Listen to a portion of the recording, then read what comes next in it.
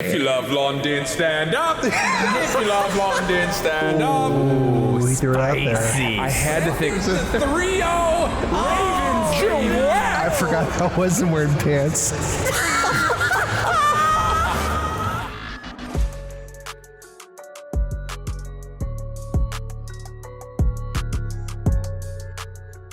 Hey everyone, and welcome to the Best of 3 Call of Duty Esports Podcast. I'm your host, Josh. SalvationsElite to my right is Bash_Bo3 Sam, and to our farthest right not used is none other than the IHOLDSHIFT. Today, unfortunately, ShadyNero could not make it. He had some family emergencies come up, but we got the super sub today. IHOLDSHIFT coming in and making it happen. And so today, we're doing the breakdown of week 1 of the CDL, going over it all, and as well predicting week 2 with some both a lot to talk about.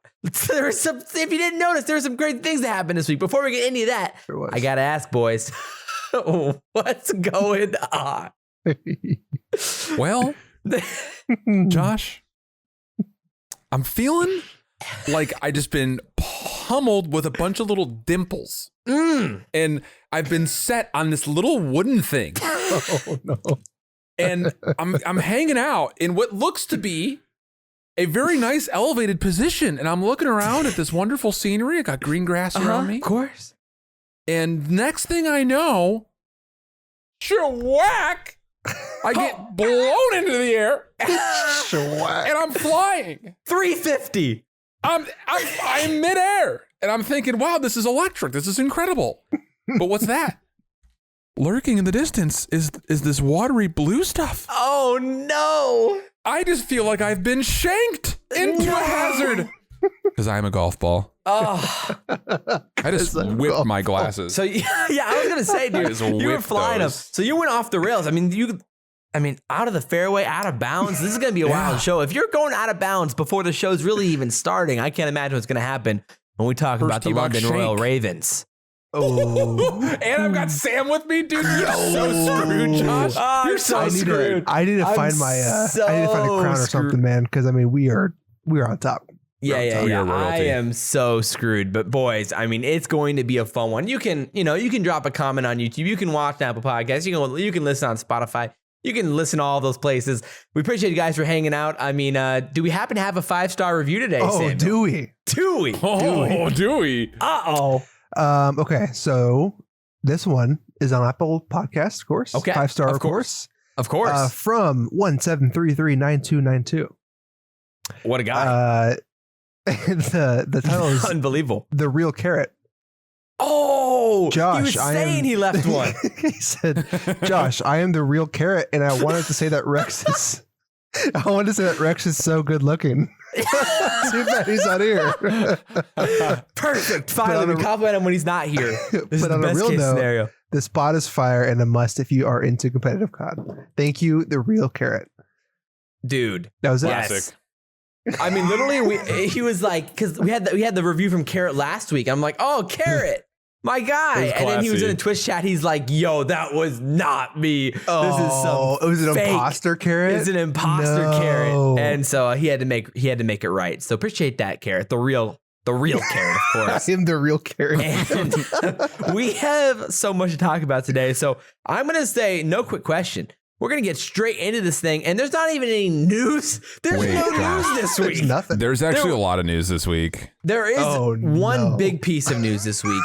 Let's get right into this short news of the week segment. Let's get it.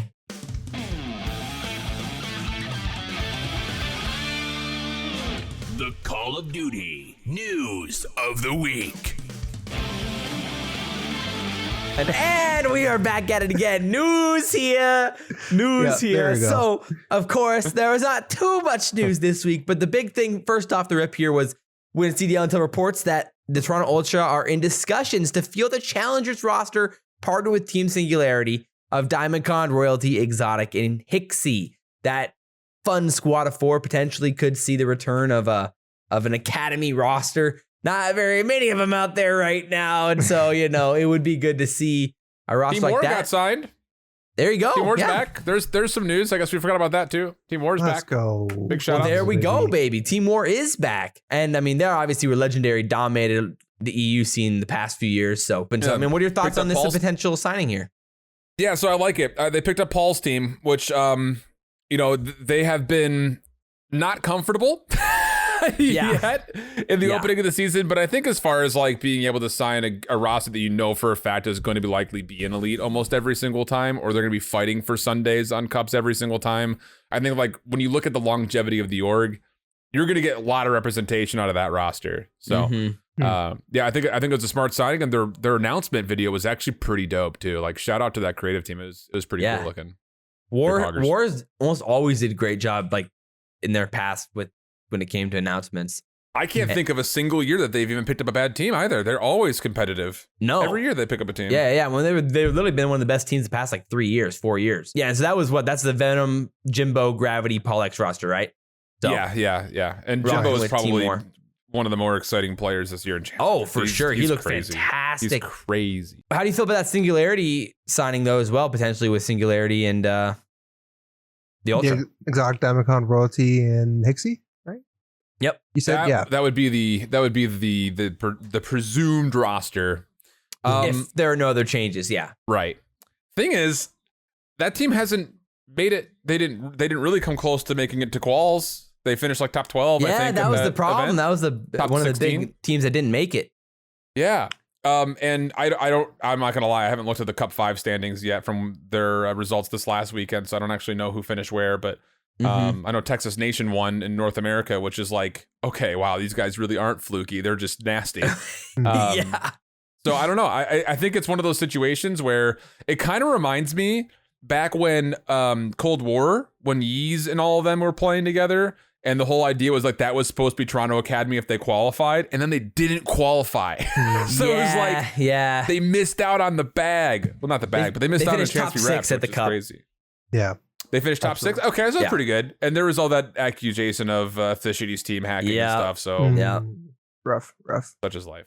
The more teams that pick up Academy team and can field one is the better, So this year for it. will be the best year to get involved with challengers, not only because the matches are all super exciting and all that, but it's because of the pro-am. Like, you have the ability to sign a team as a quote unquote challengers team, pay them minimal amounts of money because there's no recommendation, there's no requirement. If you're not signing them as a substitute, right? Kind of like what Atlanta had done with Sib and Journey and them from years before. Yep. You're just having them there as an academy roster. You don't have to pay them league minimum. And then let's just say, for instance, that your team does get smoked in that pro-am.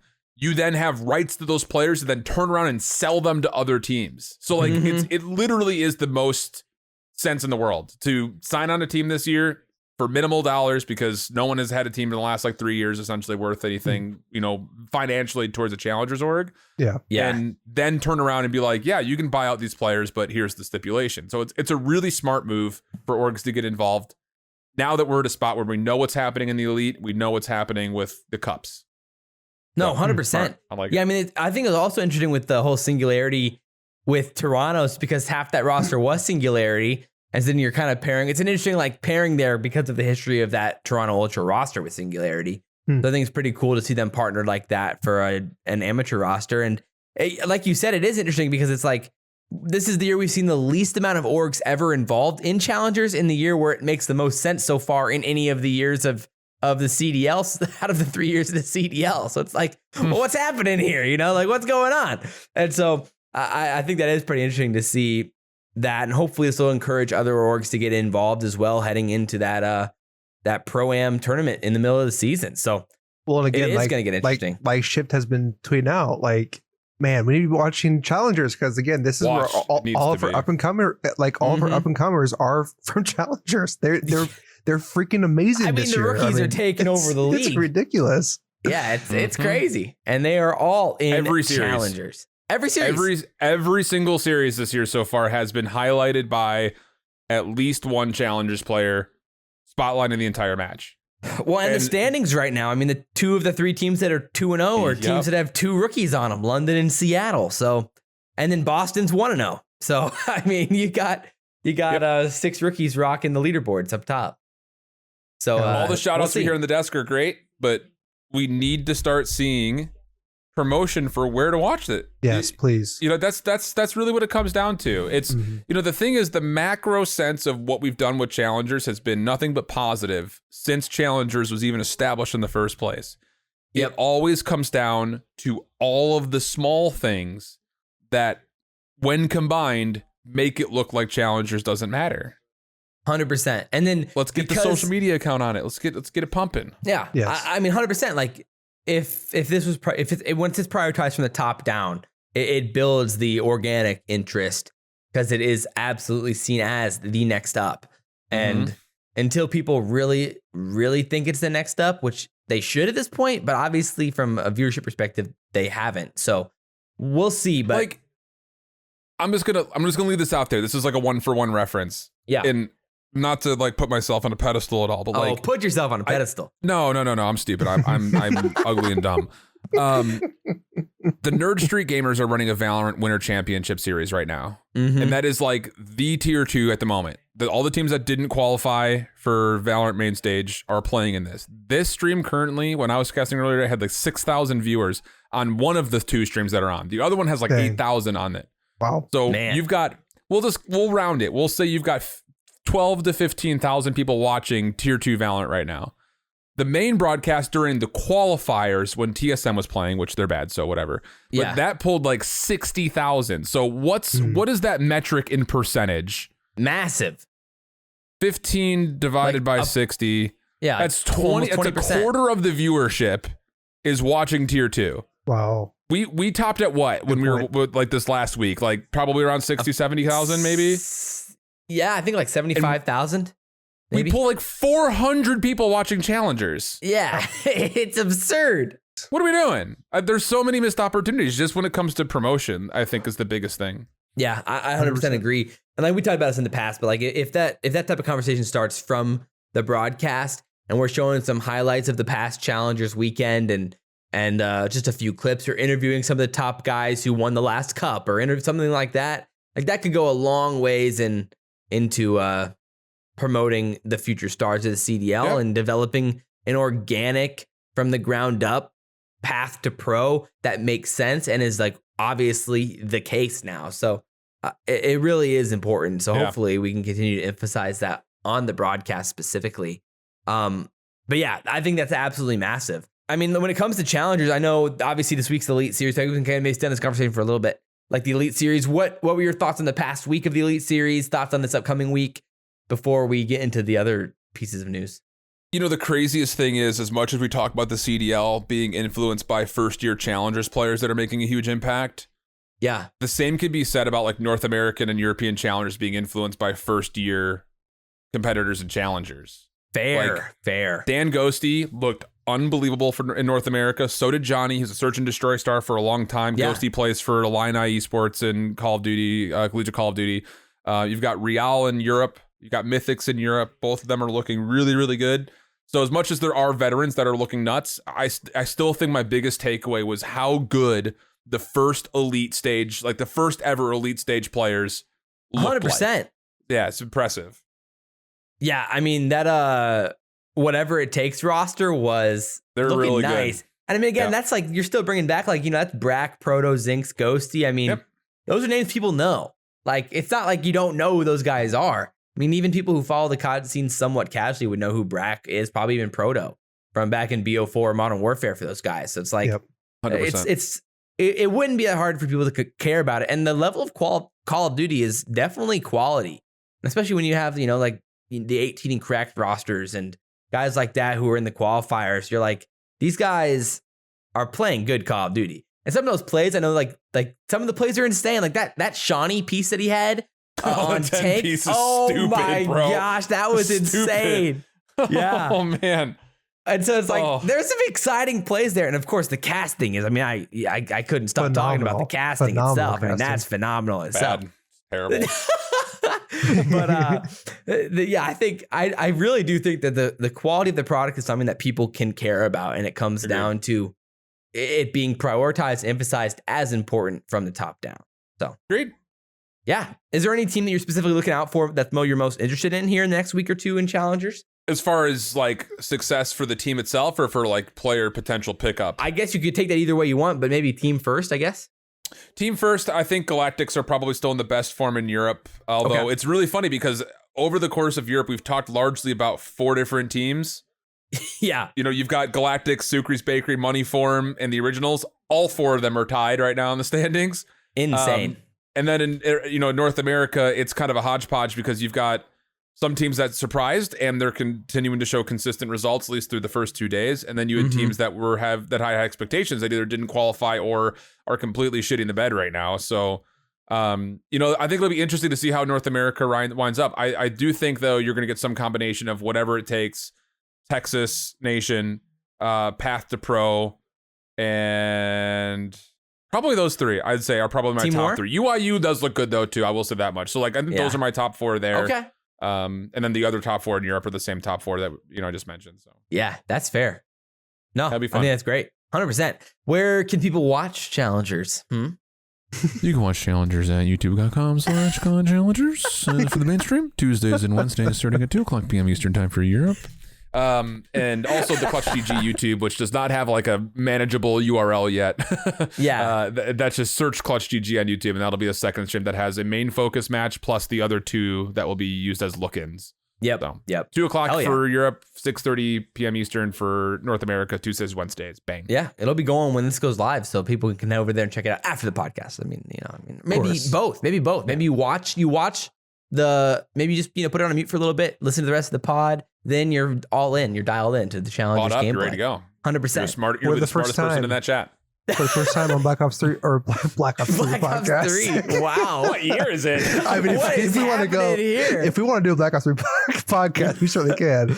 What I was going to say was for the first time on the 3 podcast. So like you watch the past COD seasons as if they're live.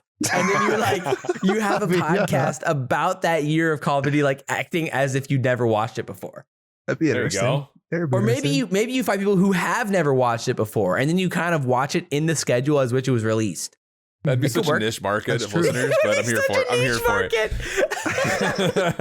Oh my gosh, it'd be something else. But I forgot what I was going to say. So there wasn't really much other news this week. It was a really slow news week. Besides, confirmed that Bryce and Tunn are back as a casting duo for the CDL, or I guess first time in the CDL, but back. First time in the CDL, yeah. Back at it again from, their long history in casting Call of Duty. Absolutely. Inside the scene with MLG, dating back for a long time now. So they're back, man. So we got that duo back and rocking and rolling, and Maven and Merc are still MIA. So we'll see what happens with them if they can pull a Hail Mary here in the next few weeks. But it's not looking great. It's not looking great from Maven's. Not from Maven's tweets. It's not looking great. So we'll see. But yeah, it would have happened by now if it was going to happen. I'll say that much, probably. I think so. I don't know that as a fact, but I would have to wager that there's no way someone gets added in late unless there's like a huge demand in the schedule for it to happen. Unless something drastically changed for them in some way. I think that's probably logical. So insane, man. Who would have thought we'd end up here? But who'd have thunk? Here we are. That's probably one of the most ground-shattering moments in like casting esports history. Yeah, undoubtedly for how like storied and how like locked in they felt like they were like untouchable in a sense for like they're gonna be here for so long. So and it's not one of those things that's like 2 major personalities that are the face of your esport like choosing to leave. Like that might be the first time in esports casting history that's happened. Which is it of course it happens wild. To Call of Duty. Call of Duty, the league of firsts. Of course. But like I said, this is going to be a fun one. So we're going to go straight. What we're actually going to do is going to go straight into predictions. We're going to be breaking them down and kind of using the predictions as our breakdowns of the team's performances last week. So we'll take our time with the predictions and really dive into their matches last week and kind of go through it and talk about it. So boys and girls, without further ado, let's get right into talking about who's the best in the game.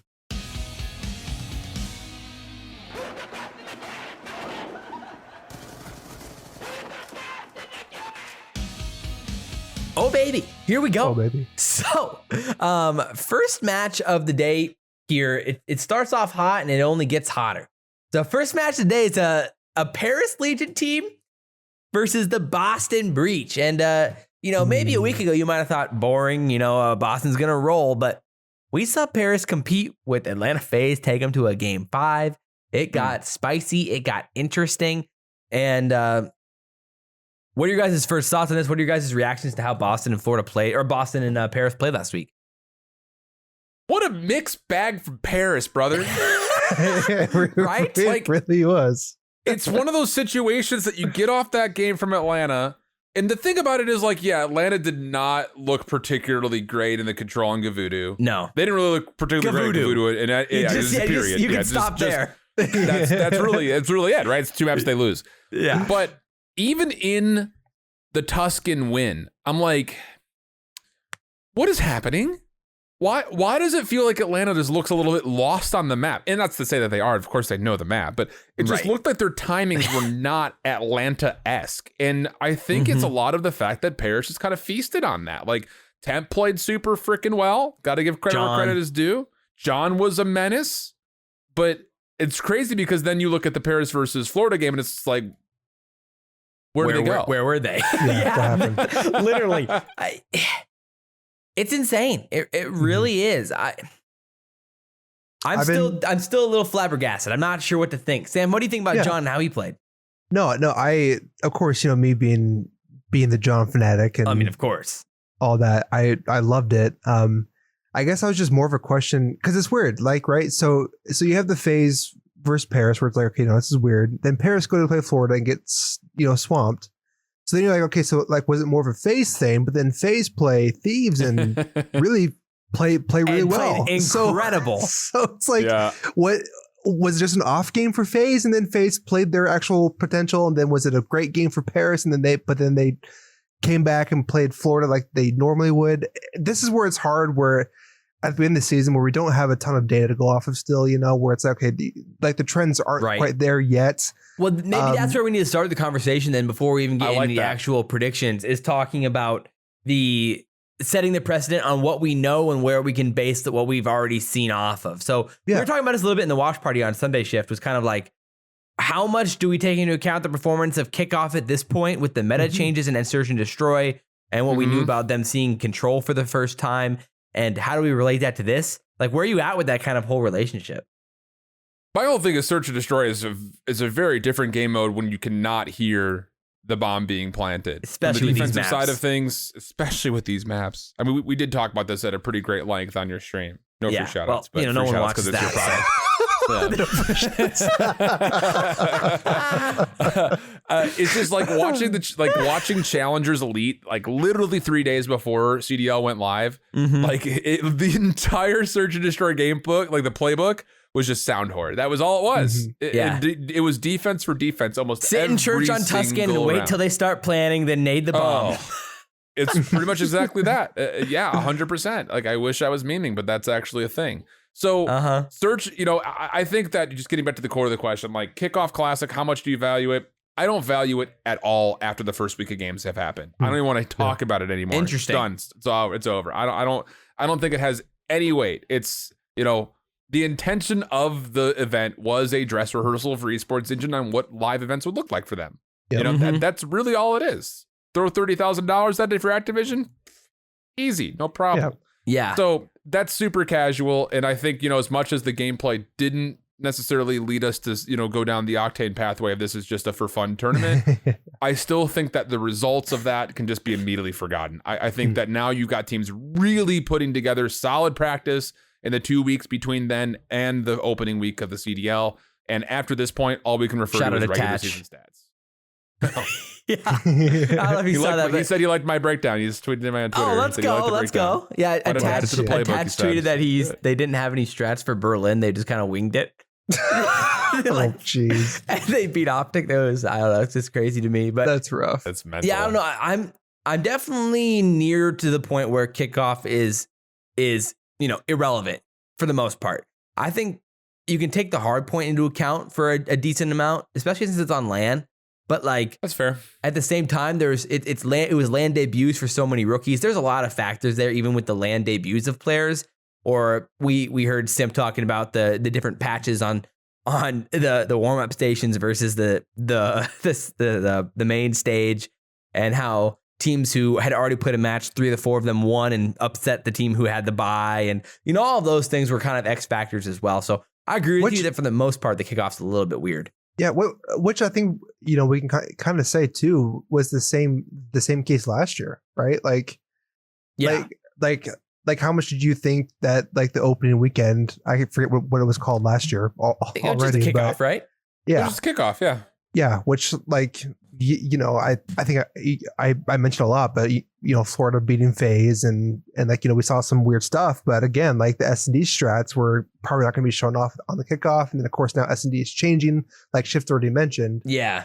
I think it's very safe to say like, we don't need to like try to extrapolate any data from the kickoff because it's just different, So yeah, that's fair. That's fair. I mean, I think you can take we obviously learned something, and there's obviously a decent correlation to who the best teams were, considering Toronto and Seattle and their performances. Yes. So there is a correlation for sure to who is good and who isn't and where that's at. But at the same time, we saw like LAG, who looked just awful at the kickoff, and then came out and fried and looked all right. So it's like, there's some huge turnarounds. And again, I think, like you said, S&D even now is still going to be hard to extrapolate on just because it was a new meta again this tournament. So that's probably where we have to have our biggest conversations about, what do you take away from certain matches and depending on the results in those S&Ds specifically. So fair enough. So with that said, back to the Paris-Boston conversation. Oh, right. I mean, that thing.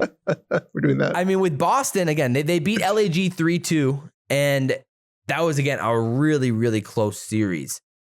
I mean, how do you feel about Boston at this point as a squad and like their chances against Paris? I'm trying to like not try to gain trends already, but I think we can sort of. I don't know. That's where I am in my mind, where it's just kind of this weird, where it's like we have only seen one event so far, but right. I am a fan of the breach so far, and again, I am not 100% confident in Paris yet. Like I know they played well against FaZe, but I don't know. I guess that performance against Florida kind of put me back to reality. I mean, again, here Boston, they lost both hard points to LAG though. I mean, and not only did they lose them, but like Asem and Hook were like dropping bombs in those games. They were going off. Yeah. And so it's like, is there something to say there? And then like, what if I think probably comes down to map count or maps and what maps they're actually playing here. It's like, let's say, and I know Breach liked Gavutu, at least in scrims, they've always really liked Gavutu. So I wouldn't be surprised if we see them facing off on Gavutu in both hardpoint and control in this series. Fair. And so we've seen Paris look good there. I think this could be closer than what people might first think. Gotcha. My take on the Boston results from LAG was that was one missed opportunity from being a 3-0. You got to keep in mind. Yeah. Yeah. Like map one, I think they miss out. They miss out on one timing. I think that's it. That's the difference of those 13 points that were there. Like both hard points were very winnable, with the exception of just Asim and Hook making just unbelievable plays. Insane plays. I think if one of those moments doesn't happen, or if Boston gets a more solid, quick read, I think both of those maps go their way. Like that was very much so a series that you could look back upon and watch those two hard points and say, this series could have been a 5-0. So I feel really strongly about Boston. As much as I was impressed and happy to see both Asim and Hook do well in that series, I think that their performances were more fluky than the map 5 win that Boston shows versus LAG. I think Boston played better than a map 5 result in that series. Especially in their search. Their search looked really good. Oh, 100%. Their search was what absolutely looked the best. I mean, I don't know, man. I just get a little bit worried when like, generally what we've seen is that hardpoint is the most transferable between games so far. And again, we're looking at new metas and S&D. But to be fair, like so far through all we've seen the breach, their S&D has been the thing that stood out the most. And so it's like, that's why I'm struggling with it. Where Paris, we've actually seen them look very competitive in respawns. and they won the S&D v Florida. So I think there's a lot of things to go off of that you could like a lot, but I'm down to lean a Boston win here, but I'm gonna go Boston 3-2 actually in this first series here. I'll give some credit to Paris because I do think there is potential for them to steal away a hard point, but I don't love how they're looking on Gavuda Control, which will likely be what they play in Control. And I don't see them winning a Surge versus this Boston team. I'm going to go 3-1. Okay. Boston. Yeah, that's fair. That's fair. I was thinking 3-1 for sure too. Josh, yeah, to your point, Josh, I think, like you said, like they did lose both hard points, and then Gavuda Control, we know that Paris can win it for sure. But again, the hard points the hard points were extremely close, and like I think like shit talk about too is like a hard point in this game that you're basically one decision away, one timing off from winning. Like they're like it seems like the respawns are just pretty consistently close, but I do think Boston's going to win 3-1 here. So handsome and smart, Sam. Do I need to type mine in there, by the way? Oh yeah, I can throw it in. I got it. All right, so next match here is Surge v Rokkr. Interesting. This became more interesting, I guess, after Rokkr beat OpTic. But obviously, we've seen a Surge who has played very well, to say the least. And Sib and Pred have, looked all right. Not too bad. So what are you guys' thoughts on this one? Oh, gosh, man. Dare I say 3-0? I mean, it's in the cards. It's very possible. I mean, that's the question. I mean, how good? Let's just talk about Seattle for a little bit. Obviously, they looked fantastic. There's only one word to describe them: incredible. 3-0 NYSL, 3-2 v Toronto, and obviously made the icy play to beat Toronto in S&D on Berlin, and it's been insane. So, how do you feel about Sib and Pred in that squad at this point? They are everything that they're supposed to be. And more. Like, holy shit. Yeah, it's insane. It was really funny. So I did this breakdown of why Seattle's currently the best Tuscan hardpoint team in the game, which statistically they are. Which they are. And there is a moment in there where it's just like the mantra and kind of the moniker around Sib is like, this dude's just going to go into ego chat whatever he wants. Uh-huh. The last 45 seconds of that map is Sib just running around and killing people. There is no, I mean, there's a rhyme or a reason, but honestly, it's just like he's just doing whatever the heck he wants. Overall, it's just how they play. Like, both of them are so willing to go slay. Pred just flies up the map anytime he can to put pressure on the spawn. And like, they win spawns at a rate that no team has even comes close to because of that pace up the map. They're playing the map in a very different way than a lot of other teams. The only other team right now that I feel like is playing at their same level, Toronto is playing pretty darn close, obviously. I mean, their Berlin is looking really good. For sure. Oh, yeah.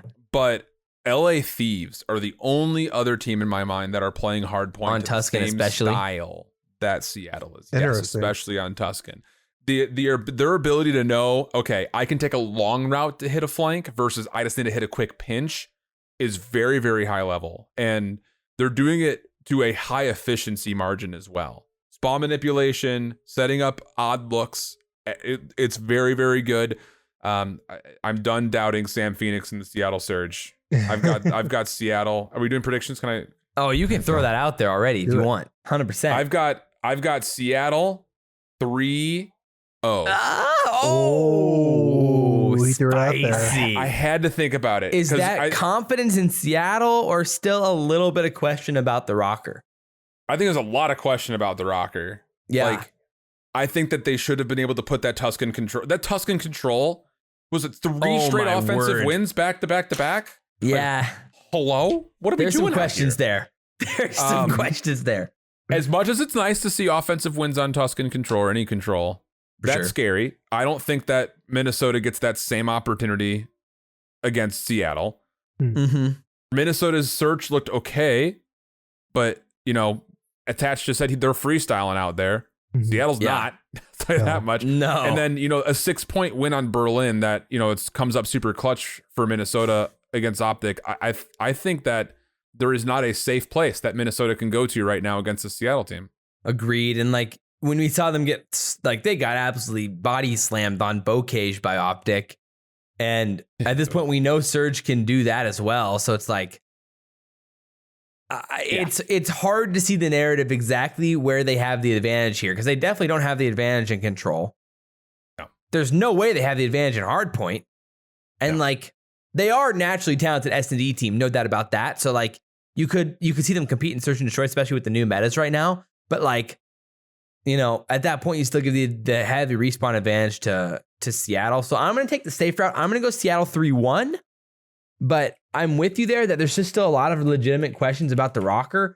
And I'm not exactly willing to commit to that just yet. But we'll talk about them a little bit more here in that London matchup in a second. But yeah, what are your thoughts, Sam? Yeah, no, I think Rokkr always have a knack to surprise me. So I'm not going to, as much as I want to say 3-0, I'm going to play it safe as well with my pal Josh here and do a 3-1. Oh, let's go, Sam. You are handsome and so smart. I will state for the record that I told Sam Phoenix on Twitter, because I've predicted against Seattle every single time they've played so far. I was like, look, if you guys for some reason start losing, just blame me, because I'm going to start picking you guys in all my pickups from now on. So I love that. You are the Tim Tatman curse to Seattle. Yeah, literally the exact opposite. No, that's awesome. So next up, then we've got that Toronto LAG match, which is an interesting one. The Battle of the Purples. So we'll see what happens. But Battle of the Purples. What are your thoughts on LAG? Is there any hope here? We finally saw the flashes of slang we wanted to see from LAG and Respawn, at least. Yeah. I mean, I guess what we can do is kind of break it down by mode, right? So what do you think about S&D between the two? I mean Toronto. Yeah. Toronto every day of the week and twice on every day. Yeah. And then Hardpoint, it's Toronto. And then it depends on the maps. Yeah. I mean, right now we don't really know. I mean, Toronto, in what map have they looked horrible on, though? Like, I mean, they got beat up by Seattle on Tuscan. Right? Yeah. And even still, like, they were making the right counter plays to what Seattle was doing. It's just there was one series of rotations between a P2, P3, P4 where they just kept getting spawn trapped and they just could not break through it. Like, it was a P3 that they ended up flipping spawns and they thought, oh, okay, so Toronto's going to make the right response here. And then all of a sudden Seattle rebroke and it's just like, nope, never mind. So I think it's tough to get an evaluation. It's Toronto versus LAG. Yeah. And like on Tuscan, LAG barely got past New York, who didn't look particularly great. I think this is pretty clear-cut favorite right here for Toronto. Yeah, I agree as well. I'm trying to find the narrative where it works. I mean, the thing is that the best map that LAG's look good on might be Berlin, but it's like you ain't picking Berlin against Toronto. No. And if you're picking Berlin against Toronto, you're not going to win Berlin against Toronto right now. So maybe a Bocage, probably Bocage, right? Because Bocage. Thieves smacked Ultra on Bocage at the kickoff tournament. So maybe that's the only potential narrative where LAG's look pretty solid there both times they've played it. So maybe you could go that route, but I think if you're Toronto, you just veto Bocage. I would imagine. I imagine the vetoes will probably be Bocage and Gavudu for that series. You're going to get a Berlin Tuscan hardpoint. Mm-hmm. And then you're probably going to get a Berlin search. Then who knows what the other one will be. Yeah, the coin toss of control. Yeah. Which, really. I guess, if you look at the Tuscan hardpoint, Gorillas beat Subliners by 15 points. So, I mean, it's like, they win, but, nothing crazy there. So, for sure. Do you trust that small margin over Subliners to carry over to Toronto? Yeah, I'm going to go Toronto 3-0. How you guys feeling? Same. Copy paste that. Yeah. I mean, yeah. Again, like the fact that we're trying so hard to scrape, like what is the narrative?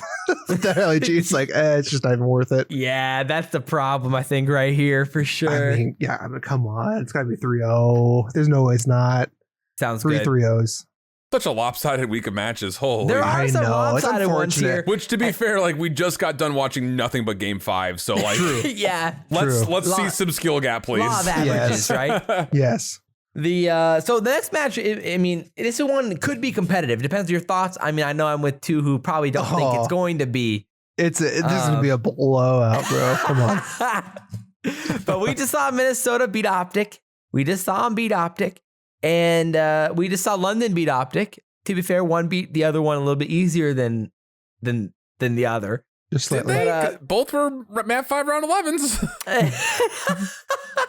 Fair enough. And so we'll see what happens. That's why I'm saying I don't think this is any gimme for the London Royal Ravens. So this is the premier match of the week. This is double points for predictions. So thoughts on this Rokkr v London series, right? If you love London, stand up. If you love London, stand up. If you love London, stand up. Give me send it to 3-0 Ravens, baby. No. Send it. No. I forgot I wasn't wearing pants. So I'm not sure if we want to blur that out or not, but we want that all. Actually, I might have caught it at a good time where I was transitioning screens, so you might be good. I just, that is hilarious. Sorry, I just love London so much. You know what I'm saying? Man, that is hilarious. Casual, bro. The only reason funny that they even lose that Bacage on OpTic Texas is because they killed them too fast. There you go. It's the game. No, have you not seen that? Literally, OpTic went down 0-4 and they got on the hard point first. Oh my That's so gosh, dude. It's actually insane. That's rough. I mean, I got 3-0, brother. Okay, let's break it down a little bit at least. Obviously, we saw the London we were waiting to see. We saw the Gizmo specifically we were really waiting to see. We wanted to see that Gizmo, and we saw that Gizmo.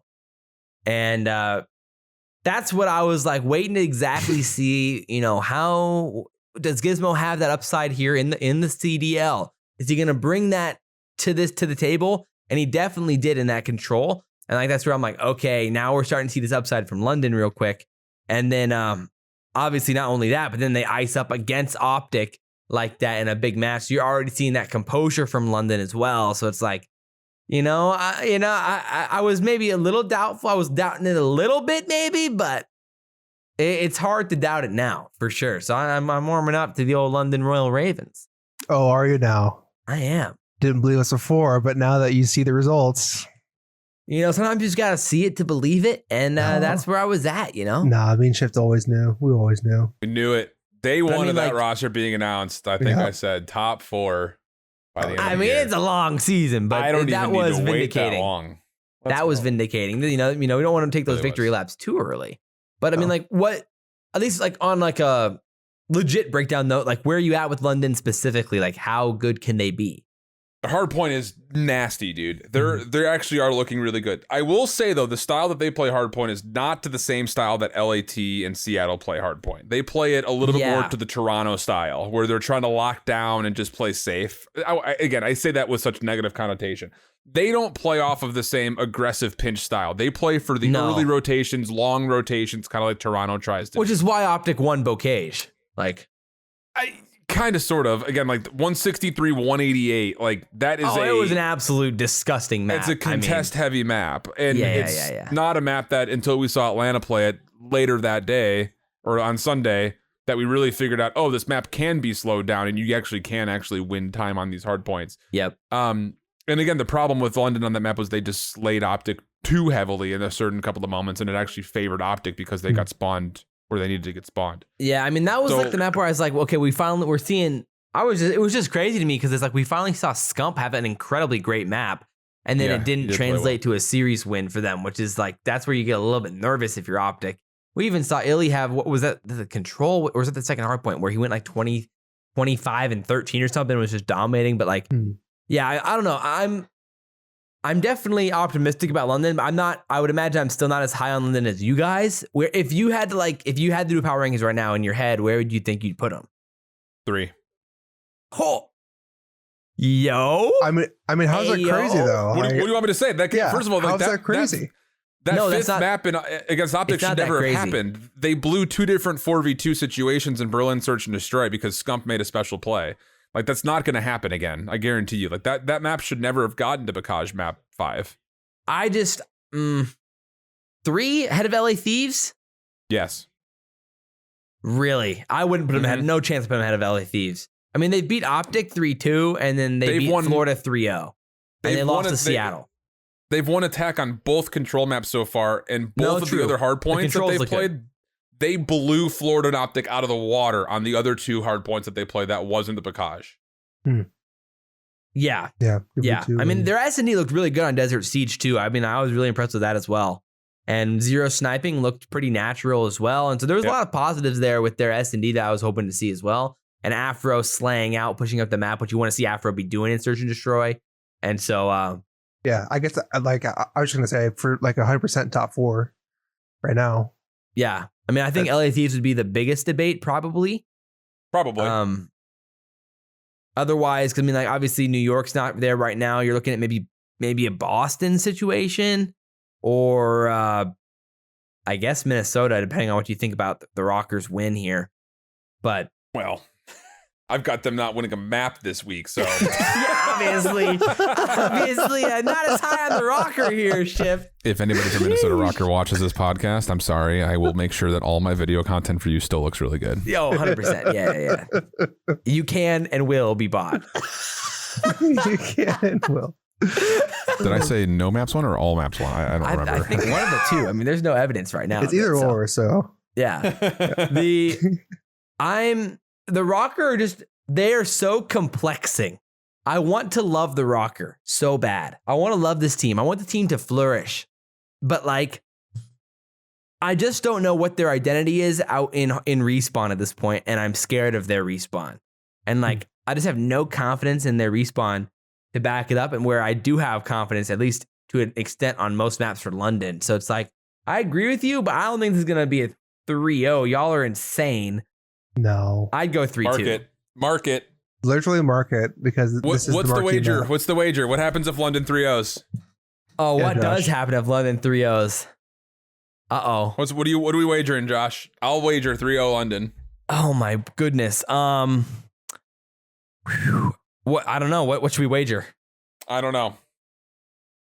We'll decide by the time the podcast. We'll decide. Right. We'll decide. Make sure you follow at Best of 3 Podcasts. It'll be revealed there at a later time. Yes. And we'll see. So that was the marquee predictions. We all went London. Obviously, y'all went madness with London. I can switch over to show you the people the predictions right now. But so right now, y'all went London 3-0. Y'all are insane. And that leads us into what some could say the most competitive match of the week. Probably will be. I think so. Versus legit think so. Tech 6. I legit think so. No. Thoughts? Look. Look. If OpTic loses this match. Oh no. This is the most must-win match in a week 1 or a week 2 of all time in the history of anything. If they lose this match, something happens. I almost guarantee you something has to happen. Oh, what happens? I don't know, but something has to happen. And you're losing, because you don't lose to Paris. You're OpTic. You literally have a roster of 4 players that shouldn't even be touched by the likes of a John or a Temp. And again, like their first 3 games here were not supposed to be top 6 teams. Right, London, Rokkr, Paris. And you've already lost 2 out of the 3. No, yeah. And they looked like crap on the Tuscan Search, bro. Oh my word, it was so bad. Terrible. And that's coming off of their horrible S&D against LAT and Desert Siege. Yeah. Yeah, that was bad too. I forgot about that. So it's like, we were talking about that.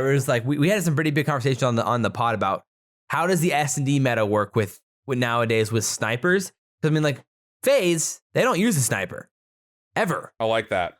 And the more I think about it, the more I like that. Right. And so I don't know what we were talking about a little bit. Sam, I want to hear your conversation first. How do you feel about snipers at this point in S&D? I mean, I think there is a argument to be made where it's like, are teams trying to force a sniper? Like when like they like we've seen FaZe, like do they just not even need one? But then again, like you'll see like certain like Octane just is able to, maybe call it more showmanship than anything. But like he's made some nasty plays with it, and with some nice first bloods. Yeah. So it's like, if you're able to capitalize off the first blood, then absolutely, like the sniper is a huge help. But at the same time, if you're trying to force it and it's just not, you're not getting the first blood, or you're not, or you are, but like you're not doing anything, with that, what's the point? Yeah, there is a tough conversation. We were talking about it in the watch party on Sunday, like specifically about FaZe on that Desert Siege S&D, where Stellium was playing field, where he was trying to he was literally counter sniping Octane with his automaton. Like, and he found a few of them on him too. And I'm not even sure if he got sniped more than once. So there is a debate there. And I think, I'm on the side that you should use a sniper once in a while to change the pace, to put that thought in their head, especially on maps like Berlin, where they're sniping the cross. For sure. Like the crosses are huge on Berlin. Yeah. It's like, they're sniping the cross. We gotta pay attention to that. We gotta look for that. Like maybe throwing it in their head a little bit. But I like Dave Patty on Tuscan main sniped offense the whole game. Yeah, every round. Not get on board with that. I couldn't get on board with it. And I agree with that. I just don't. I agree with you there that I wasn't on board with it either. So I think there's a weird debate there when it comes to sniping metas right now. That I definitely lean more towards FaZe's side, where you should snipe less and definitely not have a main sniper throughout a whole match of S&D. True. The thing with snipers, in my opinion, is in more open battles where an AR is predicting your position. The advantage is marginal, if there even is an advantage. Especially with the automaton right now. Absolutely. Where you get an advantage is like you guys are talking about, that cross top statue on Berlin. Over on the train side of Desert Siege, where you can kind of like peek and poke through like the little pixel where gaps we saw, between like, the train. And Octane have a lot of success. Exactly. Like you can hit snipes there, and it should, there was that one time where was it Zero's face was made out of steel, and he like, took a headshot with a sniper rifle or whatever. Nothing like a little shrapnel in the eyes. Right. And then you even saw like Clay pull it out from New York back at the kickoff, where like he would get on like a weird angle over towards the desert side of Desert Siege. And it's like, okay, like this is one of those spots that's like you're playing a quote unquote off angle, and you hit a shot there because the AR is not predicting you to hold an AR angle. But all the people that are pulling out sniper rifles and taking it to an AR angle against another AR, no value in my mind. It doesn't give you an advantage hardly at all with how bad the flinch is. Yeah. It's I definitely prefer it earlier in rounds in S&D, and I think I prefer it late, like where teams I think are more likely to hit those weird flanks earlier in games, and then they're more likely to play conservative a little bit later generally, especially in like round 11s. And specifically right now I'm showing the round 11 of London versus OpTic, and like Dashy sniped River in round 11 there looking for a first blood, but it's like it's around 11. I think the odds of London peaking that are fairly low. Like if you're looking for that first blood Riverside, but I don't know. I think that's probably a different conversation, but yeah, I don't know. I guess more on that. Like I said, I'm on that FaZe side. Snipe once in a while. Don't snipe very often. Not I like that. Good evaluation. With that said, Paris versus Texas. Paris v OpTic. I mean, spell me the narrative. How does Paris beat OpTic? They don't. Yeah. There's no way they beat OpTic. It cannot happen. It might though. It can't, dude. They are too ass at hardpoint for them to win this series. Like they would have to steal map 2, map 3, and map 5. It would be insane to play Gavutu hardpoint against them. Yeah, no, there's no way they're gonna play that if Paris beat FaZe on Gavutu. Let's just not play that. You just can't. No. And like the only way Paris has a chance is if you play Gavutu control and then you find S&D wins. I mean, Paris there's a world where you win based off of S&D's. Well, I was going to say, what if it's the S&D? You know, I mean, there's no argument that Paris is worse than OpTic right now in Search and Destroy. I think they're probably we just don't know. We're going off the merit of OpTic, but off results so far, I mean, like, round 11s, I guess, against London and Rokkr, but like, I don't know. I feel like you look at the 3-map wins that Paris have right now, and you can point to one player in particular that just popped off. I don't think as a team, Paris can fight with Texas. There is no way that Paris goes to a game 5 against FaZe. No, yeah, that's no a good way. Point. Yeah. No chance. No chance. So I think Sender and Rambo. Hear you, by the way. There is no way, no how that OpTic doesn't come out swinging next week. No way. This is the definition of softball matchup in your mind. You have to come out and just know you're better than them and dominate from minute 1. If they come out that first hard point and they smoke them 250, 150, it's a 3-0. The problem I think is that when OpTic thinks they're better than someone is when they have problems. So maybe they got humbled now. Maybe they got humbled, but maybe this is the worst case scenario to play Paris. This could be the worst case scenario because it could be the only team that they might be tempted to think they're better than. And then at this point, you see that whole tier list meme of them when they tier listed themselves, like CDL Intel tweeted it, of them like saying that they're like F tier, and I thought that was pretty funny. Oh yeah, from their joke rankings. for their joke tier list. Wait, this is actually the most accurate power rankings we've seen this week so far. Yeah, it was. It was pretty impressive. Funny. It was actually pretty accurate. It was. You know who's in third place in that? Was it London? London Rolls Raven, baby. Uh-oh. But yeah, so no, okay, let's hear what you guys have to say. What's your prediction? I got OpTic 3-1. I'll give Paris a special map, but I've got OpTic 3-1. Yeah, I was leaning OpTic 3-1 as well. Yeah, I mean, the narrative that Paris wins is that they steal the control and they steal both SMDs, right? Probably. But the question or is, otherwise OpTic wants to ego him on Gavutu. But then or John comes and does John things out of nowhere. That's true. But it's like, is OpTic going to lose another S&D after losing 3 round 11 S&D? Like, holy no, they crap. lost 2. They won 1. Oh, sorry. They won 1. They won 1. Yeah. They shouldn't have. They shouldn't have even gotten to round 11. It should have been over in round 9. Yeah, true. No, for London, by the way, not for OpTic. No, yeah, dude. Saying. It's tough. I think OpTic are going to win, but I guarantee you they're going to make it an OpTic game and go 3-2. Really? Oh man, I don't know. Map 5. 3 straight map 5s for OG. I think Paris can steal. It's getting teased. I think Paris can steal an S&D and a control. Okay. Man, I can vibe with that prediction, honestly. No, 100%. Like it's not unlogical, no doubt. Like it's very possible. I also love how we all did 3 different things for OpTic. Oh yeah, this is some nice synchronization here. I love that, boys. Truly. OpTic. I've been nomenclating them like this.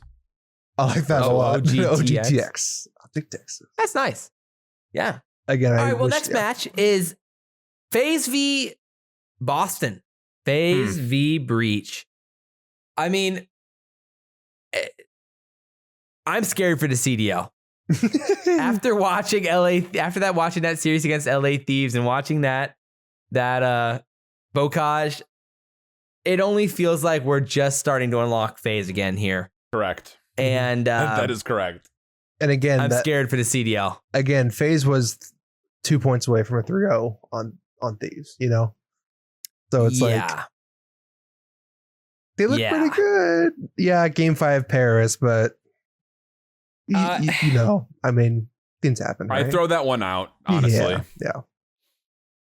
Right. I mean, because if you think FaZe about it, isn't going to play Gavutu ever again. Well, I don't think that's true. Really? You don't think? I don't think that's true. Do we think that? Do you think they play Gavutu hardpoint this weekend? All they play is Boston, so I think it just depends on what they're really stratting surprised for Boston. So let's see here. What did Boston veto? They vetoed Tuscan. So I think part of the equation in the statistic before we got to that Tuscan hardpoint or that Bacage hardpoint was that they had found like 0 time on P1s in the other 3 previous hardpoints. Yep. You're telling me that Crowder can't come up with a good setup for them to find time on a P1 in a week because their losses are 248 to 250 and 218 to 250. One of those was on Gavudu where Paris came out with like 150 to 30 point lead. They almost brought it back to win. So in my mind, I agree. Atlanta comes out a much stronger hardpoint team against Boston than what we saw versus Paris or even versus LA, which one of them, by the way, was a major blowout. Yeah, I agree. I think that realistically, this comes down to what control we get because Boston has a chance if it's a Gavudu, for sure. I agree there. I actually do agree there with the Gavudu control. If this is Tuscan, it's chalked. It's so chalked. Probably. I mean, FaZe feels like they're just built for Tuscan, but I think I'm going to go FaZe 3-0. I think I'm going to go with FaZe 3-0. I got 3-1. I think Boston's could at least win one map, man. I'm going to give... I don't mind a 3-1 or 3-2. Whoops. I'm going to give Boston a control and a search. It just comes down to who gets which search pick first, I think. I think Atlanta takes both hard points, though. Yeah. I guess it could. I'm also interested to see what Boston vetoes here. Do they try to play FaZe on Bokash? I don't know anymore. I'd rather play him on Tuscan, right? You'd probably rather play him on Tuscan. I don't know. Boston vetoed Tuscan. If Boston vetoing Tuscan, if they don't like Tuscan, then I don't know.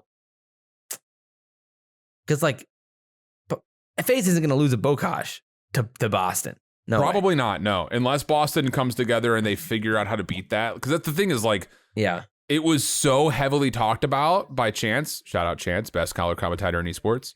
No doubt that they're going to figure out a way to potentially match or counter it, and they may feel saucy enough to let it through, thinking that Atlanta is going to be overconfident in their current setup. I don't know. I could see the mind games being played by Zed and What Co. was Boston vetoing in S&D? They vetoed Desert Siege. FaZe wants to play Desert Siege. Yeah, they don't want to play Bacage or Tuscan, apparently. So you figure Berlin will go through because hardly anybody's vetoing Berlin right now. Yeah, I mean, it's the best S&D map by far. Easily. Yeah.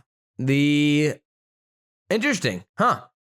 I don't know. I think this is where FaZe might start leveling up back to what we expect FaZe to be. I'm okay with a 3-1 or a 3-2, but I'm gonna kind of go the bold route and take a 3-0 here and kind of get my get my predictions points here on the board. I'm trying to get some points here. Okay. Fun. All right. So next one, LA Thieves and Florida. LA Thieves is interesting. Both these teams are hard to kind of dial into, I think, for me. I like the direction and the things we've seen from LA Thieves so far, but again, only seeing them now play against FaZe like that, I don't feel like I've seen enough yet to really feel confident either way. But what are your thoughts? Yeah. I mean, again, they played well at the Kickoff Classic. I mean, they lost here to FaZe. I guess what this comes down to more is just my lack of trust in Mutineers more than Thieves, Right. So I'm taking Thieves here. I'll give Mutineers a map, but at the end of the day, I don't have a ton of trust right now in Florida. Right. It's you just don't know what you're gonna get. Maybe and maybe this is where the sub comes in, and maybe they're the first team to make a roster change. I don't know. Maybe I'm speaking too early. Well, actually, yeah, that's possible. It's very, very plausible. Okay, so you're gonna go LAT 3-1 then. Yeah, I like the call. Interesting. What has LA Thieves vetoed in hard? What did they veto in hardpoint? LA Thieves vetoed Berlin in their first match. Interesting. And then they vetoed Tuscan Search. What about Florida? Florida vetoed Berlin and Gavudu. So we're not seeing Berlin. And they voted Bacage and Desert and Search. Oh, okay. Interesting. I think it just depends on who they're playing up against. Yeah, it looks like I don't know who they vetoed which against. I just have the straight numbers. Yeah. Okay, fair enough. I can tell you that they vetoed Gavudu against Paris because of what Paris did to Atlanta. That's why, probably. Oh, yeah, 100%. I don't know. I'm a little conflicted. I think because when Florida's at their best, they can absolutely beat LA Thieves. But what does their best mean? Does their best only show up when they're playing against Paris? Dude. Right, because that series versus Paris was even still like not comfortable outside of the Tuscan hardpoint. Yeah, well, I would say the Bocage, they had a pretty hardy lead on most of the hardpoint. 50-point win is pretty good on Bocage, I guess. That's pretty good. Yeah. I just feel like they were ahead. They were ahead most of the game, I think. The thing is, like, Tuscan was really ugly. Every time I think of Florida, my mind immediately goes to win all of the searches. Like, they've always been such a good search team. And they're not. That Tuscan was really scary to me. Yeah, I know. That was a problem. I don't know if they're just not comfortable with Tuscan. What did they veto in that series? Or what did they veto in S&Ds? Florida's S&Ds have been Bocage and Desert have been their 2 vetoes. Interesting. So they vetoed Desert after they got smoked by London versus Paris, and they vetoed Bocage versus London. Yeah. So this is literally just kind of looking at this, like, these vetoes are 100% Florida saying, we suck. We have to try to get on the maps that we like. Yeah. Like, it is literally a 1-for-1. We shit the bed on Gavudu. We see you later. We remade that shit bed for Desert Siege. Yeah. And said, all right, let's veto those 2 out. Like, they're clearly lost on what their best and worst game modes are right now. That's fair. And then they I'm got going smoked LAT on 3-0, bro. The more I'm talking about it, I've got LAT 3-0. I was going to give Florida a map, but like, if they can't win a search, why bother showing up? Yeah, I mean, this controls to me are still somewhat toss-ups, but we saw Draza seems to love control. LAT's good at control. Yeah, exactly. I think LAT is going to be good at control. They got smoked by Atlanta, but I think they're going to be good at control. This could be a 3-0. Oh, man. Yeah. All right. You convinced me. I'm going to go LAT 3-0. Wow.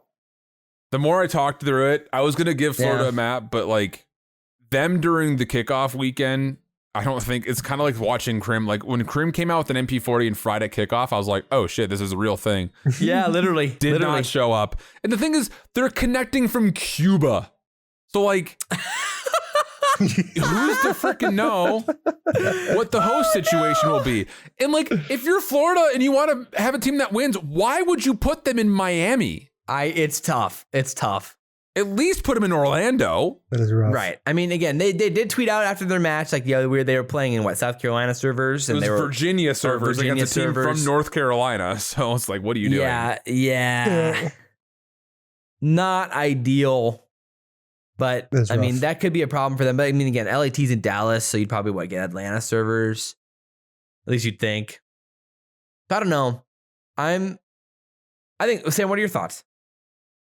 I mean, again, I just don't trust Florida. I see a 3-1 on this sheet. Yeah.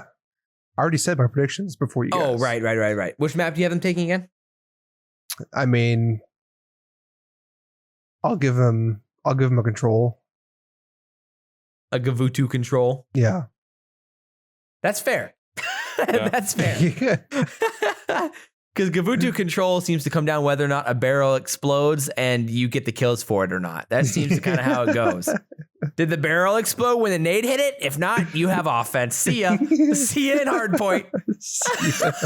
Dude, I didn't realize until we saw it on camera. I didn't realize the little lanterns explode on Bocage. Yeah, dude, the lanterns explode. That is the trolliest thing I've ever. They explode large enough to kill somebody. Now we know why the Great Chicago Fire was as bad as it was. Yes. Oh it was one of those lanterns that got kicked over. It was one of those.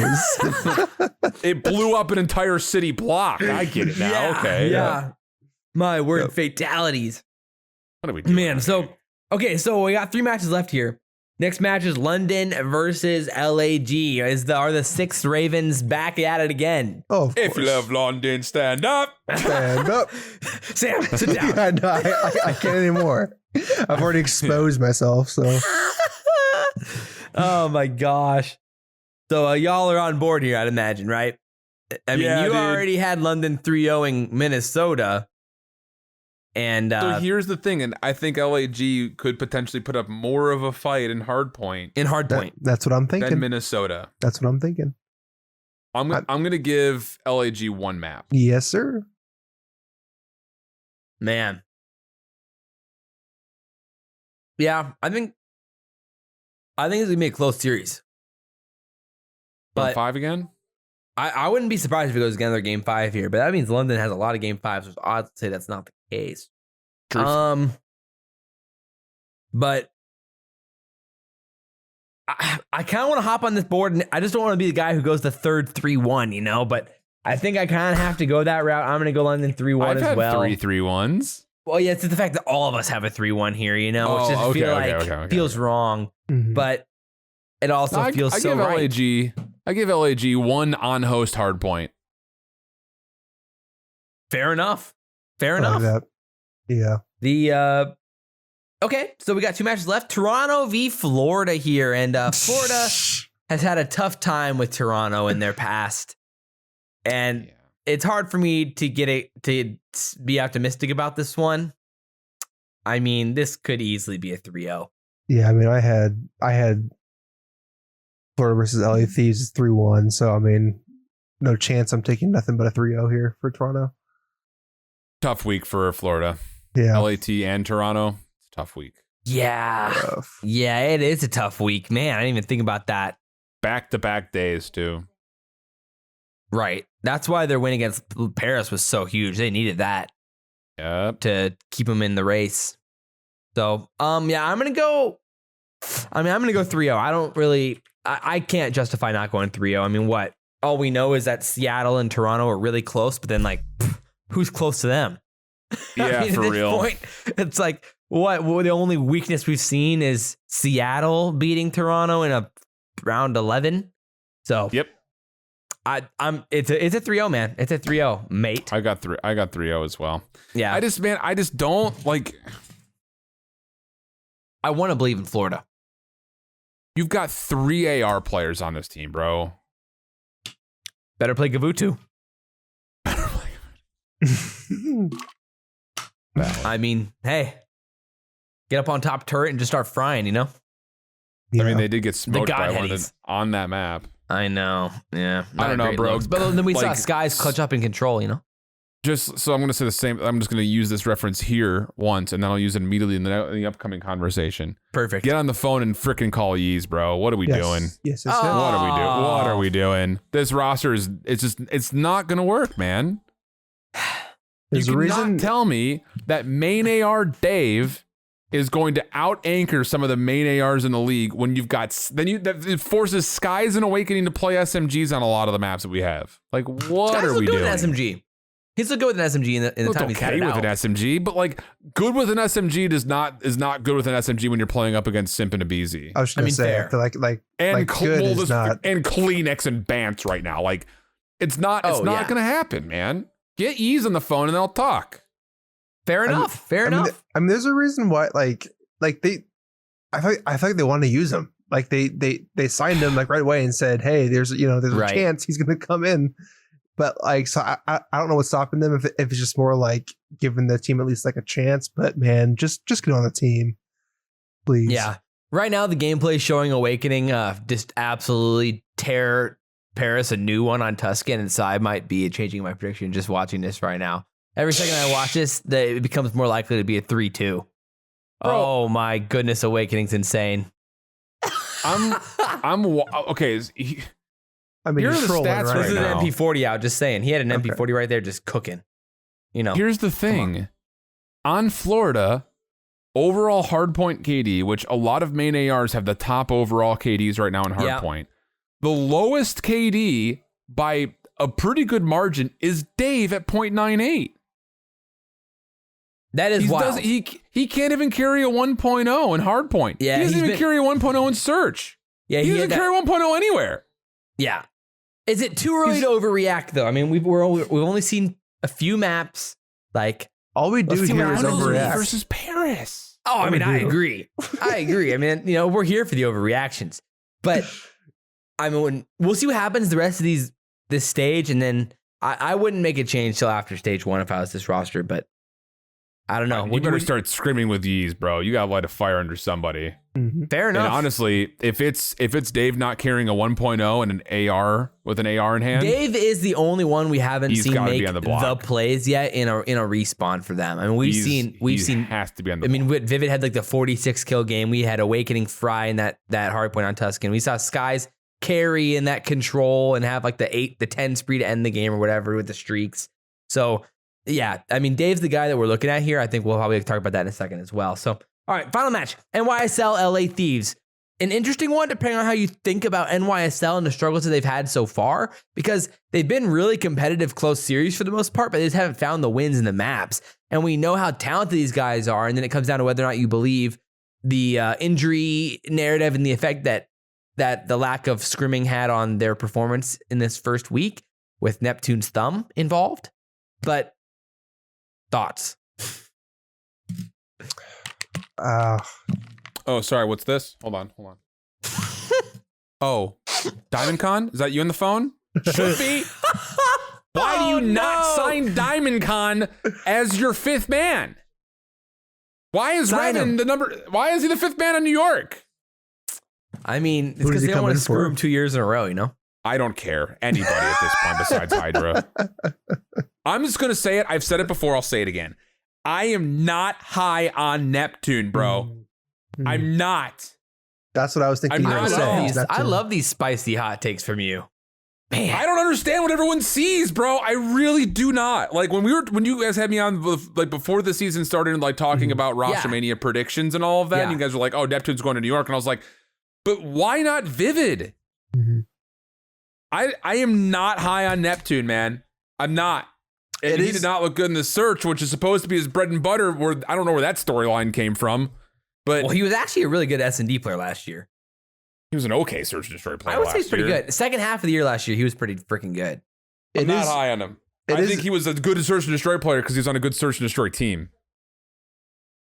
I mean, it is interesting that like, he's still like high up there in people's minds, but you know, if you do look at the history, like what has there been to say There's otherwise? Been maps where he's taken over on Florida at that time, which showed specifically there's a handful of moments. There's like one hard point on Checkmate where he literally just destroyed. He had like 40 something kills and dominated. Then there was one on Moscow hard point where against Empire where he had like that 8 spree back on P2, which was just like insane. Like you saw like the slaying upside that was there, and you're like, imagine if he had a fundamental team with that. I think the narrative still makes sense, and in the long term it could still work out. But I'm gonna have a lot of patience with this New York team. I would let this New York team fester and broil for a while before I let there be any changes. I wouldn't make a change to this roster for a while, but I'm not convinced that they come out here and make some noise. I think it's very possible. I don't know if Krim or Clay have the patience at their age that's to the give thing. it time. That's fair. Like, especially with how many good young players there are in challengers right now. Wait, did you hear that listen in that Tuscan hardpoint? Yes. Where Krim was like, actively yelling at them, like, guys, slow down. And he was like really saying it like intensely. You're like, oh my gosh, he's pissed. There's clearly a lot going wrong in that, what the mentality of the game is for those two parallels, your ARs versus your SMGs. They think the game plays differently. Rough. I think you need Diamond Con, brother. That's pretty important. Yeah, so let's see. Okay. And again, too, like okay, so their first match against Surge, but probably the top 2 in the game right now. They lose 3-0. Okay, that sucks. And then LEG is the one that is the kicker. So like, is there potential where it's like okay, they had an off game versus LEG and that like wasn't their full potential, and like they'll come back, or is there more fundamental problems with this team? Which it seems like there might be some fundamental problems from like what we're talking about here. So I don't know. For my prediction, I want to hear what you have to say. I want Subliners to like work. I do. Like you're saying, I do think they still can figure it out. I for sure think this is going to be a 3-2. I'm just having an issue trying to figure out who's going to win that 3-2. I think Shift for sure thinks this is not going to be a 3-2. I know for a fact it won't be. Man. Okay. He says mid yawn. Okay. I'm going to probably go 3-1 LA Thieves, but I think it's going to be pretty close. I got the same 3-1 LAT. I guess S&D has been kind of lackluster on Subliners, huh? It's been real bad.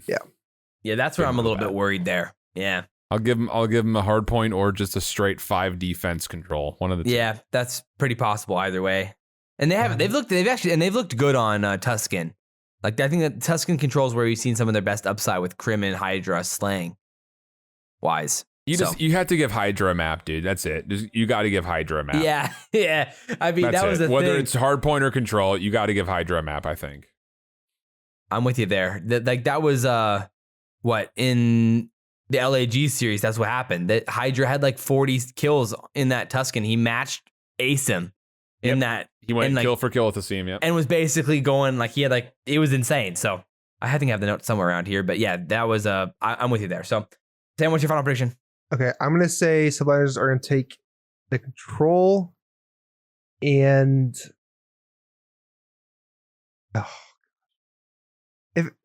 if I say 3-2, it's just kind of a prayer at that point. I don't think it's a prayer. I think it's fairly possible. Go with your gut, man. I'm gonna go like 3-2. Come on, Sam. 3-2. Your gut was pretty good last week, by the way. When it came to map count, you were in a pretty good spot last week. I was doing okay. I was doing okay. Yeah. I didn't see what you guys picked last week. Okay. Yeah, it's pretty decent, but. I found out Sam was the only one to pick London. Let's go. Yeah, I know, right? I stuck with it. Texas. I stuck with it. Feels bad. But yeah, so. Well, I had a few questions to ask, but I think we kind of went. We're doing pretty good on time.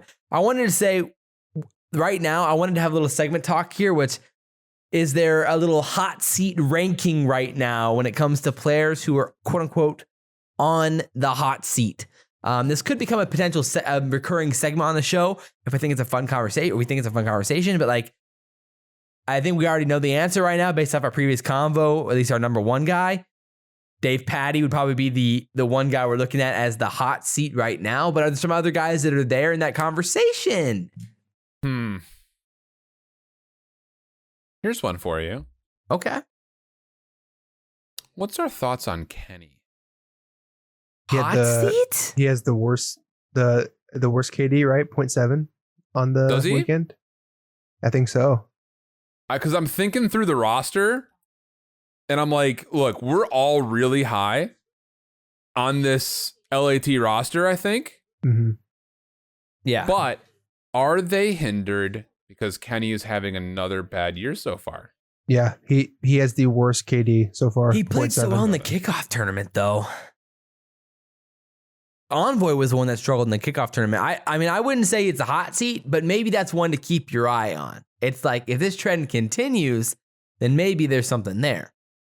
Yeah. But I wouldn't say it's even, there's not even a bubble in that water yet. It's not starting to boil. Yeah, you have Envoy, man. You have Envoy, Octane, and Kenny all in the bottom 15 for KD. Like, if LAT is in a position to finish top 4 all year long, Draza has MVP potential. Yes, sir. That carries over from my thoughts last year on Draza. Before the that season started. Sam, you are my spirit animal. Oh my goodness. I love being your spirit animal because it's just the truth. I mean, like, if you don't see the potential in Draza yet, I mean, you're crazy. Like, the dude. Oh no, I mean, that so control, good. when he was slaying that control in the kickoff tournament, you're like, wow, that was insane. I mean, you're seeing that upside slaying here. So we need to see it in hard point more, though. I don't know, man. I think if LA Thieves slips somewhere this week, because I think we're all looking at LA Thieves. We all had LA Thieves the whole way through, right? For Florida and else. Yeah. So if they, I mean, I'm not going to say that they're going to sit there and be like, oh, we got to make changes. But like, yeah, let's say that they come out this week and they only win one match and it's like barely. Yeah. So they are now 1-2 in the standings with a poor map count. Yeah. Do you think that fan base starts to go, what the hell's going on? Man, I just don't think Kenny's the one. I just don't think they turn their eyes on Kenny yet. I think that's the one you have to go to, dude. I was going to say, but who else would it be? It's not going to be Octane. I mean, they've only lost to FaZe so far. It's like they'd have to lose both their matches. If they lost. You got to think to Both Florida of these teams are at and the New bottom York, of the standings. then right you now. have problems. But I think they'll be fine. I would say there's more likely to be a hot seat when it comes to like. I'm hesitant to say a Priesta because they just beat OpTic. I think that's actually fair too. If someone in Minnesota would be in the hot seat. But after that's more from coming from the kickoff tournament was kind of like, okay, what are we gonna see here? Because Major Maniac has looked good so far. Major Maniac basically looks good. all the matches Danny we've looks seen. good. Then it's like if Major's not the guy, then who is? It's hard to imagine they drop a Tatch. That'd be Priesta. Yeah. Which is so wild to think that guy's a world champion. Like, oh yeah. Oh, right. It is weird that like he gets swooped up immediately. It's weird that like he's been like that kind of guy though. I don't know like if he gets swooped up immediately. Would he not? I mean, he's not working on Minnesota. He's not putting up numbers that says, "Oh, we'll just pick him up if you guys don't want him." Mm-hmm. Fair. That's kind of the whole point of it being on the hot seat. Like this is like somebody who would go to challengers and probably stay there all year. That'd be depressing. If a guy like Priest, that seems impossible. I don't know. I mean, Paris obviously, but like the thing is they're Paris, so it's like, are they going to really make any roster changes? Like, yeah. The only player who's really, I think, really proved themselves right now is Fellow, and he did that last year with Dallas for a little bit, and all through challengers last year and the challengers the year before that. Like Fellow, I mean, Decimate's the only one who hasn't had like a standout game yet. That's fair, but I don't think he's had a game where he stood out for a negative yet either. No, I agree. So there's no one like specifically on the hot seat yet. And then New York's probably Neptune, but so probably I would say 1, the hottest seat's Dave Patty. Would you say 2, the hottest seat, Neptune? I'm fine with that. You know I am. I would say Dave Patty's seat's significantly hotter than Neptune's though. Oh, yeah, like, because you got a fluid roster there. You expect to be a fifth man will come in quickly. New York would have to pick somebody up out of challengers to make that change happen. The structure is there for Florida. The structure is not there for sure. Yeah, no, I think it's interesting. So, well, there you go, boys. I guess we can get into our intelligent or irrelevant conversation now. There's the predictions. I'm sure, we all nailed it. So congrats, guys. I don't think any of us had... did we agree all the way through? I mean, we did. Like, wait, upset of the week. This is a one. Upset of the week. One side. Upset of the week. If you had to flop one of your predictions, which one would it be? Paris over Texas. Yeah, it has to be Paris over Texas. Oh, mine would be Minnesota over London. Of course, 100%. It would be. You boob. You London hater. Oh man, boob. No doubt. Although I'm tempted by the NYSL LAT pick, that is one I'm very interested in. So those would be the two that I'd be like, click. Yeah, I think if those 4 start to click and they're all playing, I think my upset best. of the week would be NYSL v LAT. That'd be my upset of the week. I think that's a fair pick too. Yeah. Now, what if Minnesota beats Seattle? That would be crazy. Then we have wild times. I mean, nothing's off the table here because we just witnessed. I gotta stop doubting on Seattle. No, I'm kidding. Seattle. It's fine. It's fine. I gotta stop doubting on Seattle. It's fine. But it's fine. Okay, well, with that said, I guess we can get to our touch irrelevant here and rock and roll. So let's hit it.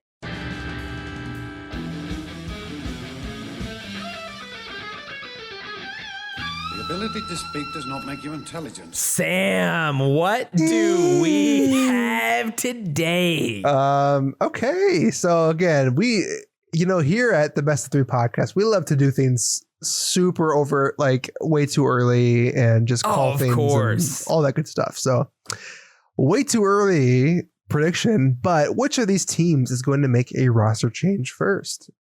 We only had really 1 week of Call of Duty. We're already calling for a roster change. Last I was on the show, this was the same question that we had. It is. That's why I'm interested to see what the people have to say. So, is it going to be Texas, OpTic Texas? Is it going to be a New York Subliners? Is it going to be Paris Legion or Florida Mutineers? Oh, because those were kind of the interesting combos. Mm-hmm. Will OpTic fans be tilted and tilt vote OpTic? It could. Maybe. No way, dude. No way. No way. Did you see that guy's... Wait. Did you guys see that guy's power rankings that came out today? It was like CDL Meta Intel or whatever the heck the guy's name CDL was. Metrics? Yeah, and he was like, he had OpTic 4th. Yeah, it's tough. What an idiot. I'm always one to lean on the side of kindness and say Josh it's is trying to break it up here. It's an elo based system where they have to lower the points at a slow pace to drop down. So I'm sure by like the stage 1 major, it'll look good. But right now, that is pretty funny. Oh my god! Oh, just the blatant absolute idiot. Oh, Shift, it's a pleasure having you on. I love this from you. I'm never gonna be allowed to come back again. No, okay, wait. So Sam, what do the people have to say here? I'm actually so interested. Wait, Shift, who do you think they're gonna say? Florida. I mean, it would have to be with their start plus the ease on the bench. I don't think anyone's high on this Florida team. Although I think Paris will get votes because Paris gets beamed on because you know what's wrong with Paris. But for sure. Also, I agree. You guys see Paris tweeted their GGs and then tweeted that they lost to Minnesota tough. when they played LA Thieves. That's tough. That's real tough. And then it's like, what is happening over here? Yeah, it's tough. But no, I think the key would be Florida. I think so. I think that's what people are gonna say. Yeah, Florida. I guess the safe picks are Florida and Paris, but I want someone to say New York. You know, I want someone to be like. I hope New that York. people say New York. That'd be a fun time, but I don't think they will. Oh, okay. So I don't think OpTic is going to be just because people will. Yeah, vote OpTic. But okay. Slightly different, but aroused. 38% say Florida. Okay. Wow, it's low. That's the highest. 31% say New York.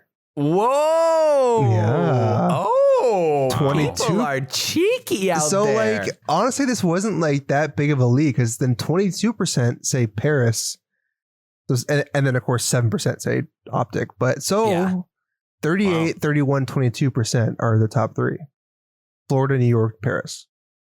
Yeah, that makes sense. Should have retweeted them. Sorry. Just some things that people have been saying.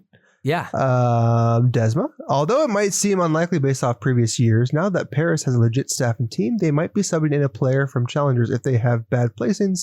Maybe not the first, but Mutineers have a legit team on their hands if they can figure it out on LAN. Fair enough. Okay.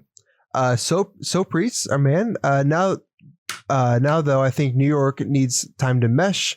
I've always felt that any team that has C6 automatically becomes a more stressful environment. He is a character, and don't get me wrong, he has his moments, but I feel Crim and the SMGs won't click well, especially Hydra. Interesting. PD Gaming, Neptune will probably be the first one gone. Wow. Yeah. I mean, yeah. You don't get rid of Hydra. You can't get rid of Crim or Clay. I think that's right. He's the odd one out. That's got to be. That's a lot of pressure for Neptune to any fourth. That's a lot of pressure to get into that roster. 100%. But to be the lowest overall KD on that team, Neptune would be for sure the one that's like, all right, well, clearly, like he's got to be the one to go. Yeah, I think so. John Shirk says, "Hello, Samuel. I'm gonna take the underdog and say something wild is gonna happen in New York soon if things don't get better." The people are on that New York thing. And he says, "Please ask Josh MYD exclamation point." Oh, MYD, you know how it is. You know how it is. Oh, I see Rogue Shadows in the comments, and he got a literal zero out of. So MYD is a command in my stream in Twitch chat, and it randomizes a number of 0 to 10,000, and he got 0 on Sunday, which was the first time it ever happened. He regained to like a 9,058 or something. Oh, there you go. So regain. So then that was out to halfway. So you know what I mean. So that was a wild time. Yeah, let's just do the last one then for Rogue. Which, as bad as the weekend was for OpTic, it was only the first one. I have faith in the Rambo, and I'm excited to see what he offers. New York will be a top 6 team. They just got unlucky with their health. Florida looked good and bad, so who knows? I just Paris replied to him. Potential, 0. but we know they don't make changes. I don't even know what his answer was. He didn't really give an answer, so I think he says Paris. Oh Paris? No, I think he said. Oh, it was only the first one. Okay, interesting. I think he definitely means Florida. Okay, but yeah, interesting. So I mean, overall pretty intelligent for the people this week. I think it was a pretty good time. But I'm glad they voted New York though, and kind of went off the change. So. Yeah, I agree. So there it is, boys and girls. That's the Best of 3 podcast this week. Shift, thank you for being the super sub. We appreciate you, man. And everyone, go support Challengers. Go support the stream. Clutch GG. Unless you're Saul Garza, in which case apparently that's not enough. Dude, every time that guy tweets, it's something horrible. Like just the whole thing. you can go over and watch Challengers right now. If you're watching this right when the stream ended, true. Right when this came out, and you're done watching it. Obviously, it's the end of the podcast. Go watch Challengers because it is time, and it's happening this week. It's happening in the next few weeks, and it's worth watching. So check it out, Challengers. He's probably casting right now. As you can get so much more of it. Who doesn't want more of that? I would be. So you could literally catch me in 2 places at the same time. Literally, drop all your comments down below. We appreciate that. Your 5-star reviews on Apple Podcasts. We appreciate that. Again, Spotify's starting to roll out some reviews, so maybe check to see if it's available. I don't know. Hey. And we'll talk to y'all very soon. Appreciate that. But as always, I'm Josh. Obviously, to my right is Bat_Bear3. And to our farthest right today was IHOLDSHIFT. And guys, we will see you next time. Peace.